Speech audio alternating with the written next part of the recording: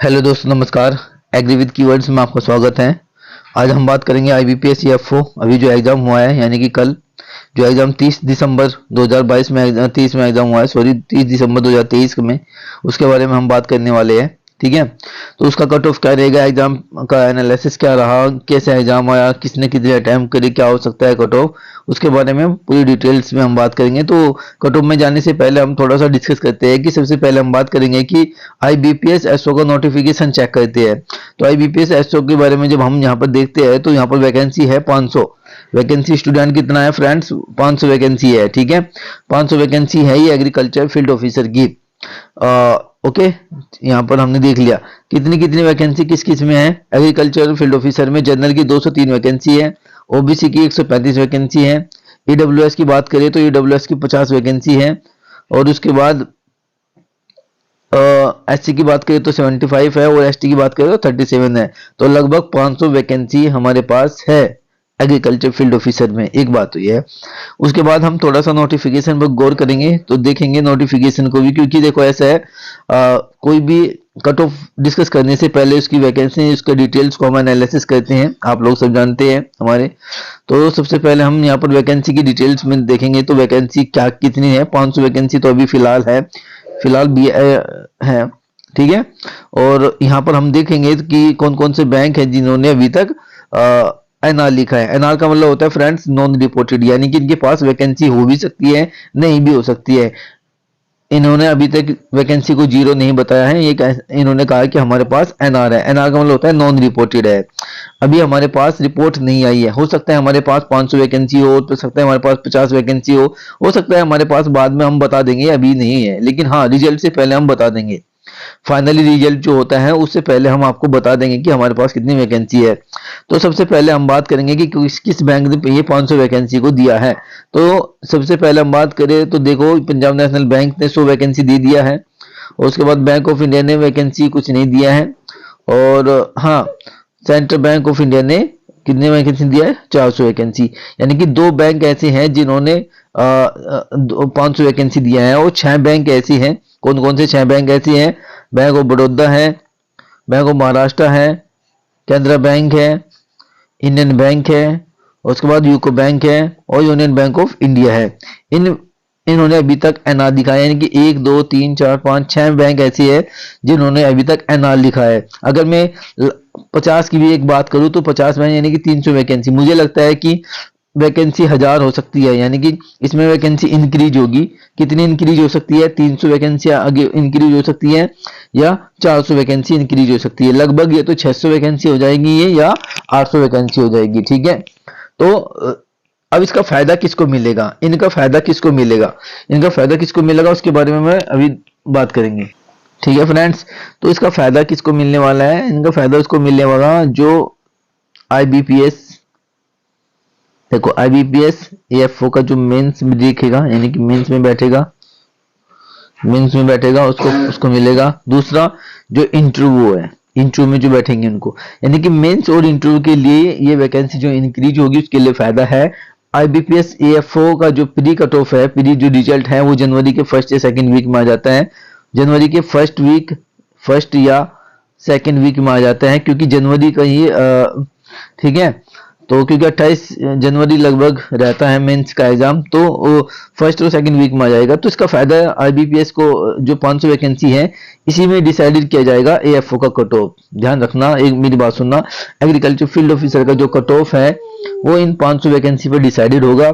लेकिन जो मेंस का रिजल्ट आएगा, मेंस और इंटरव्यू के बीच में जो रिजल्ट आएगा उसमें वैकेंसी को इंक्रीज कर देंगे ये बैंक, ये दे देंगे। ठीक है, ये कह देंगे कि हमारे पास वैकेंसी है, तो उसका फायदा जो मेंस में बैठेगा और इंटरव्यू के बीच में जो कैंडिडेट रहेगा, या फाइनल्स में जो रिजल्ट फाइनल अलॉटेड होगा, यानी कि मेंस के बाद जो फाइनल्स इंटरव्यू होगा, इंटरव्यू में बैठ यानी कि मेंस के बाद इंटरव्यू होता है, जो इसका रिजल्ट मेंस में हो जाएगा ना, जिसका मेंस में सिलेक्शन हो जाएगा, तो वो मेंस और इंटरव्यू के बीच में जो कैंडिडेट होंगे उनको इसका फायदा मिलेगा। ठीक है, तो ये मेरी एक चीज एनालिसिस था। अब हम बात करें तो ये सब चीजें आपको समझ में आएगी कि 6 बैंक ऐसी हैं जिन्होंने अभी एनआर लिखा है, नॉन रिपोर्टेड है। इसका फायदा एग्रीकल्चर फील्ड ऑफिसर में जो प्री का रिजल्ट है उस पर नहीं होगा, इसका असर मेंस पे होगा प्लस इंटरव्यू में। ठीक है, मेंस प्लस इंटरव्यू पर होगा। अब कितने कैंडिडेट बुलाए गए हैं, कितने बुलाए जा सकते हैं, उसके बारे में हम देखें तो अगर मैं बात करूं तो 500 वैकेंसी है, तो 5 गुना लगभग बुलाते हैं।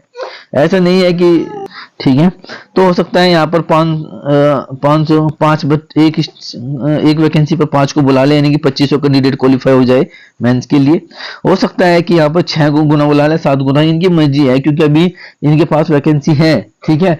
तो लेकिन हो सकता है कि कट ऑफ बच्चे जो जितने भी कैंडिडेट कट ऑफ में आए, जैसे पिछले साल जो IPPS प्री का जो रिजल्ट था प्री का, उसमें 17.17 पे सबको बुला लिया गया था, चाहे वो OBC हो, SC हो, जनरल हो, कोई भी कैटेगरी है, ठीक है।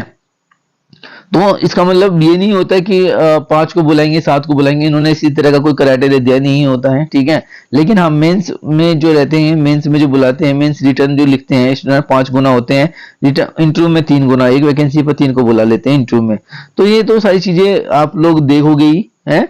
तो अब हम देखते हैं कि इसका कट ऑफ क्या हो सकता है। कट ऑफ की अगर मैं बात करूं तो देखो, रिजल्ट सबसे पहले हम देखेंगे कि क्या पूछा गया है, क्या क्या आया है। तो सबसे पहले इंग्लिश आया है, इंग्लिश का जो था, इंग्लिश में चीजें करने लायक थी, पैसेज करने लायक था, फिल इन द ब्लैंक करने लायक थे, लोग कर रहे थे, ड्यूरेबल थे, क्वेश्चन को 15-20 क्वेश्चन सभी कर रहे थे रीजनिंग इंग्लिश में। इसी तरह आपका जो क्वांट था उसमें 15-20 क्वेश्चन सभी शिफ्ट में हुए हैं, सभी कैंडिडेट ने 15-20 क्वेश्चन किए हैं। इसी तरह आपका रीजनिंग है, उसमें भी 15 से 20 क्वेश्चन सभी स्टूडेंट ने क्या किए हुए हैं। तो मेरा कहने का मतलब है ऐसा डिफिकल्ट पेपर नहीं था कि जिसको कोई स्टूडेंट कर नहीं पा रहा था, सभी कर ही रहे थे, ठीक है।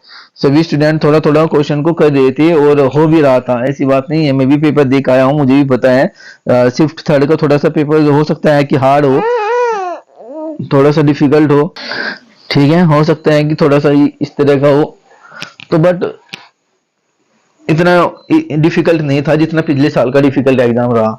आपकी बार जो पेपर है तीनों ही शिफ्ट में रहे, ठीक है। तो तीनों शिफ्ट में रहे पेपर, थोड़े से सभी ऐसे थे कि जिनको किया जा सकता है, क्वेश्चन कर देते लोग।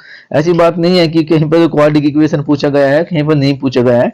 हो सकता है सभी शिफ्ट में थोड़ा थोड़ा हेर फेर करेंगे भाई, ऐसा थोड़ी है कि सेम शिफ्ट दे देंगे। थोड़ा सा सेम शिफ्ट में चेंजिंग हुआ है, लेकिन क्वेश्चन सभी 15-20 क्वेश्चन, चाहे वो मैथ हो, रीजनिंग हो, इंग्लिश हो, सभी स्टूडेंट कॉन्फिडेंसली कर रहे थे।